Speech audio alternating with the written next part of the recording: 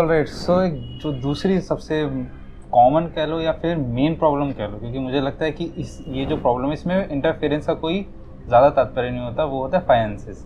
अब फाइनेंसेस के औरतों के अलग खर्च होते हैं, आदमियों के अलग खर्च होते हैं। औरतें अलग आजकल कमाना भी शुरू कर दी हैं, तो ऑफ कोर्स पावर थोड़ा सा उनके हाथ में भी आ गई है, लेकिन सबसे ज़्यादा प्रॉब्लम होती है कि घर में बचता कम है।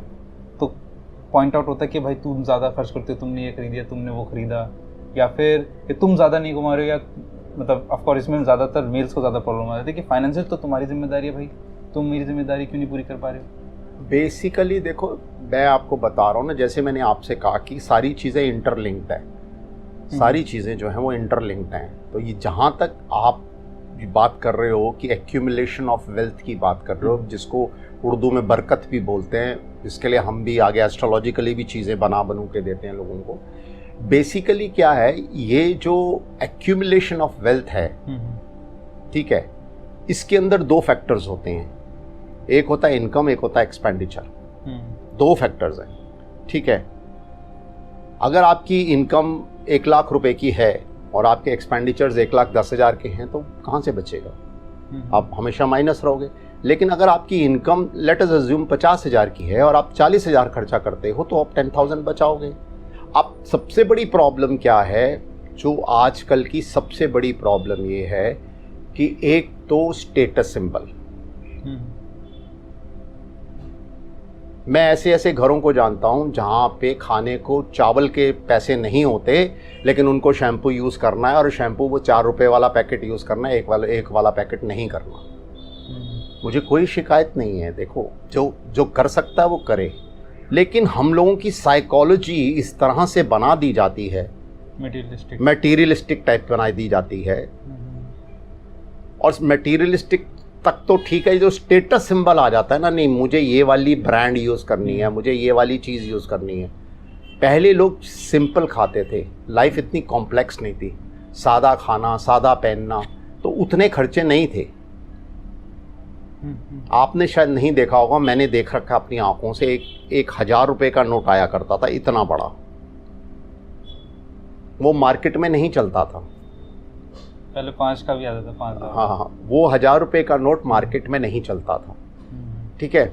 अगर आप किसी बच्चे को 1,000 रुपए का नोट दे देते उस पर्टिकुलर टाइम पे, और उसे बोलते बेटे शाम तक तो इसे खर्च ले और जो बचेंगे वो वापस कर देना, आप बिलीव नहीं करेंगे। एक तो उस टाइम लोग एक दूसरे को अच्छी तरह से जानते थे, ठीक है। वो बच्चा अगर नोट लेके एक दुकान पे जाता है और वो 1,000 का नोट दिखाता है, तो वो कहेगा बेटा तू ऐसा कर, ये कहाँ से ले आया, तो इसको संभाल के रख, तुझे पूड़ी चाहिए, आलू चाहिए, जो भी तूने खाना ये ले, पकड़ ले, कोई बात नहीं, मैं पैसे बाद में ले लूँगा तेरे से।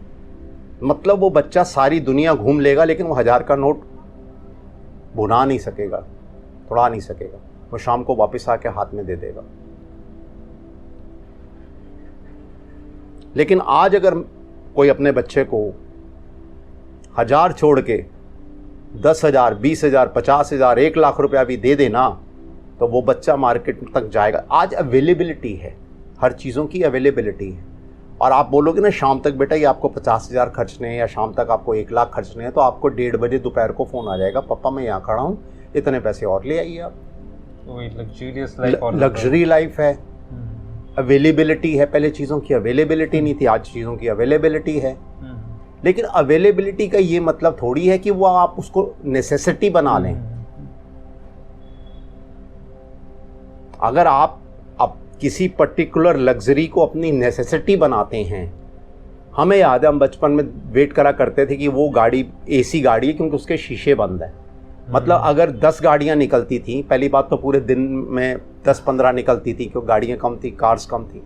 फिर अब क्या है, कुछ नेसेसिटीज़ ऐसी, लग्जरीज ऐसी होती हैं जो नेसेसिटी बन जाती हैं माहौल के साथ। जैसे हीट बढ़ गई तो एसी पहले एसी एक लग्जरी था, लोगों को दिखाने के लोग। आज ये कि बगैर एसी के लोग रह नहीं सकते। तो जो लग्जरीज का जो चयन है, जो सिलेक्शन है, आप अपनी रिक्वायरमेंट्स के हिसाब से करोगे तो ज़्यादा बेटर है। और अगर ये करोगे तो आपके इनकम वर्सेस एक्सपेंडिचर की जो रेशो है प्रॉब्लम क्या, आप किसी बच्चे को देख लो, जब तक उसने पढ़ाई करी, वो इंजीनियर हो, वो डॉक्टर हो, वो चार्टर्ड अकाउंटेंट हो, जब तक उसने पढ़ाई करी उसने इस पेपर और पेंसिल को यूज किया। लेकिन जैसे ही उसकी एक अच्छी नौकरी लग जाती है, पेपर पेंसिल यूज करने में उनको बहुत प्रॉब्लम होती है। जब आप नोट डाउन, मैं कहता हूं आप किसी को मत दिखाओ, किसी को दिखाने की जरूरत नहीं है, you are not answerable to anybody. लेकिन अगर आप अपने एक्सपेंडिचर्स को नोट डाउन करते हो और महीने के एंड में दोनों हस्बैंड वाइफ या दोनों कपल बैठ के देखे, भाई ये, इसको हम बोलते हैं वेस्टफुल एक्सपेंडिचर। जो वेस्टफुल एक्सपेंडिचर्स हैं वो अननोइंगली भी होते हैं और नोइंगली भी होते हैं। कुछ वेस्टफुल एक्सपेंडिचर्स नोइंगली होते हैं, मुझे दिखाना है उसको, कुछ अननोइंगली भी हो जाती हैं। तो वो वेस्टफुल एक्सपेंडिचर चाहे नोइंगली है चाहे अननोइंगली, अगर उसको काट दिया जाए तो एक्चुअली एक्यूमुलेशन ऑफ वेल्थ जो है वो इनकम और एक्सपेंडिचर की उस पर डिपेंड करता है। खाली लोगों का क्या, खाली इनकम पे आगे दौड़ पीछे छोड़, आगे दौड़ पीछे छोड़, लोगों का फोकस सिर्फ इनकम पे होता है। देखो, जब आप उस लेवल पे पहुंच जाते हो तब ठीक है, आपकी सैलरी उतनी हो गई आप, लेकिन इनिशियल स्टेजेस में उस लेवल पे पहुंचने के लिए अगर आप इनकम और एक्सपेंडिचर्स की रेशो को समझोगे तो मेरे को नहीं लगता इतनी प्रॉब्लम आएगी। बेसिकली क्या है, जब तक हम चीज़ों को सुनेंगे और बोलेंगे तब तक प्रॉब्लम्स रहेंगी। देखा देखी करना छोड़ना पड़ेगा। जब चीज़ को हम सुनेंगे और समझेंगे और फिर करेंगे या बोलेंगे, दोनों चीज़ें करेंगे या बोलेंगे, तो इतनी प्रॉब्लम्स नहीं आएंगी। पर इतना लंबे प्रोसीजर में आजकल कोई जाना ही नहीं चाहता, क्योंकि आजकल के जो बच्चे हैं और आजकल का जो एनवायरनमेंट है वो रिफ्लेक्स एक्शन का है।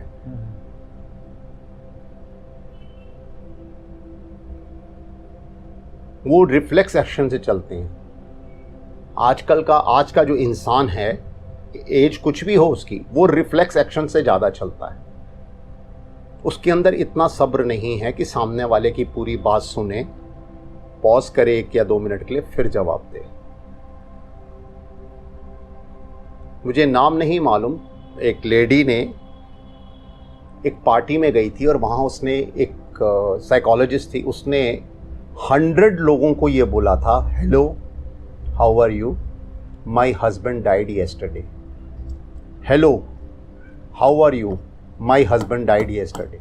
उसके हस्बैंड की डेथ हो गई थी। 100 में से 2 लोगों ने नोट किया था, क्योंकि अधिकतर लोग हेलो हेलो क्या हाल है, उसने जो नेक्स्ट सेंटेंस बोला वो सुना ही नहीं। आप पार्टी में मिल रहे हैं, आपने नेक्स्ट सेंटेंस सुना ही नहीं। तो बेसिकली एक ह्यूमन बीइंग की सबसे बड़ी प्रॉब्लम ये है कि वो रिएक्ट बहुत जल्दी करता है। अगर आप अपना रिएक्शन को देखो, हम मेडिटेशन करते हैं, हम जो भी करते हैं, हम एक्चुअली, लोग कहते हैं ना, मैं भगवान के पास गया, भगवान ने मुझे कुछ दिया मुझे। मैं ये कहता हूँ आपको चीज़ें छोड़ने के लिए भगवान के पास जाना पड़ेगा, ना कि चीज़ों को पाने के लिए। आप जैसे जैसे चीज़ों को छोड़ोगे, आप उस प्रकृति, मदर नेचर की ऑटोमेटिक प्रोसेस में आओगे, और जैसे ही आप उस ऑटोमेटिक प्रोसेस में आओगे, जो आपके लिए डेस्टिन्ड है वो आपको मिलेगा। बट दैट डजंट मीन कि मैं कर्म थ्योरी को रूल आउट कर रहा हूं। कर्म तो आपको करना ही पड़ेगा। सिर्फ ये जो आप बात कर रहे हैं कि घर में कलेश की या घर में झगड़े की, वो चीज़ें बहुत कम हो जाएंगी। आज सबसे बड़ा इंपॉर्टेंट जो फैक्टर है वो ये है सरेंडर। अपने आप को किसी को सरेंडर करना। क्यों पुराने ज़माने में झगड़े नहीं होते थे? क्योंकि जो भी लड़की शादी करके ससुराल में आती थी वो सरेंडर कर देती थी। आज लड़कियां पढ़ी लिखी हैं, मैं ये नहीं कहता कि आप सरेंडर करो, लेकिन उस टेक्निक को बिल्कुल ख़त्म भी तो मत करो ना। आप भगवान को सरेंडर करते हो तो automatically there are things which happen. Surrender करना बड़ा मुश्किल है आजकल। आप किसी को जितना टेस्ट करना है कर लो, लेकिन उसके बाद सरेंडर कर दो। आप हस्बैंड वाइफ हैं, आपने अपनी वाइफ को 1 साल 2 साल देखा, उसके बाद आपने सरेंडर कर दिया। आपका हस्बैंड है, आपने उसको 2 साल देखा, सरेंडर कर दिया। पर यहाँ पे मैं ये भी पॉइंट कहना चाहता हूँ कि मैंने ऐसी ऐसी चीज़ें देखी हैं लाइफ में जो पहले नहीं होती थी, कि जैसे आफ्टर 15 ईयर्स ऑफ मैरिज, अच्छी बड़ी हेल्दी मैरिज चल रही है, उसके बाद आइदर ऑफ कपल में आइदर किसी का एक्स्ट्रा मैरिटल अफेयर हो गया, जो पहले नहीं हुआ करता था। भले बहुत रेयर होता था, मतलब 1 in millions, पर आजकल ये चीज़ ज़्यादा कॉमन हो गई है। वो किस लिए? कि उसको उससे खुशी मिलती है, हैप्पीनेस मिलती है। हम लोग हैप्पीनेस को भूल के मटेरियलिज्म की तरफ ज़्यादा भाग रहे हैं। भूटान के राजा से किसी ने पूछा कि आपका जीडीपी क्या है, तो उसका जवाब ये था कि हम भूटान में जीडीपी नहीं देखते, जीएनएच देखते हैं, gross national happiness. Only country in the world we try to be happy. That's a very beautiful concept. क्योंकि प्रॉब्लम क्या है, जब आप किसी चीज़ को पाने की कोशिश करते हो, ये आपकी कर्म थ्योरी है, ठीक है। अगर आप उसको पा लेते हो फाइन, लेकिन अगर आप किसी चीज़ को पाने की कोशिश करते हो और आप उसको नहीं पा सकते, आपने ट्राई कर लिया, उस पर्टिकुलर पॉइंट ऑफ टाइम पे अगर आपको सरेंडर की आर्ट आती है, भगवान को सरेंडर कर दो, किसी को सरेंडर कर दो, गुरु को सरेंडर कर दो। पुराने ज़माने में गुरु और शिष्य का या टीचर और स्टूडेंट का जो रिलेशनशिप था, इतना अच्छा क्यों था? कि वो सरेंडर करता था, दोनों तरफ से सरेंडर था। गुरु भी सरेंडर करता था और उसका शिष्य भी सरेंडर करता था। बट आजकल ऐसा नहीं है, सरेंडर करने में बहुत प्रॉब्लम है। और रही बात, मैं एक बार फिर कहूँगा, इस चीज़ पे डिपेंड नहीं करता कि आप के हस्बैंड की या वाइफ की इनकम क्या है। आप कंसंट्रेट करो एक्सपेंडिचर्स पे। और एक जो टर्म मैंने आपको बताई है, वेस्टफुल एक्सपेंडिचर, हम एस्ट्रोलॉजी में भी ये टर्म्स यूज़ करते हैं और कुंडली देख के बताते हैं कि जी आपके वेस्टफुल एक्सपेंडिचर्स बढ़ेगा। ऊपर से पानी आ रहा है नलके से, बाल्टी के अंदर आ रहा है और बाल्टी नीचे से क्रैक है, वो पानी भरेगा तो 2 मिनट बाद पानी ख़त्म हो जाएगा, क्योंकि सारा पानी लीक कर जाएगा या उसमें छेद है। उस छेद को बंद करने का जो आर्ट है या कला है, उससे एक्यूमुलेशन ऑफ वेल्थ आती है।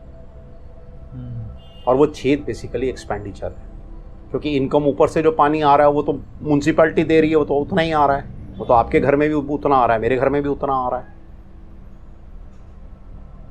ये वाली बात है। और यहाँ पे फिर वो चीज़ें आ जाती हैं कि आपके जो आगामी कर्म हैं, जैसे 3 तरह के कर्म होते हैं, प्रारब्ध, आगामी और संचित। संचित का तो सिंपल सा मतलब है टोटल, ग्रैंड टोटल। जो आगामी कर्म है, इसके अंदर हेरफेर हो सकता है, प्रारब्ध में नहीं हो सकता, जिसको हम लक भी बोलते हैं।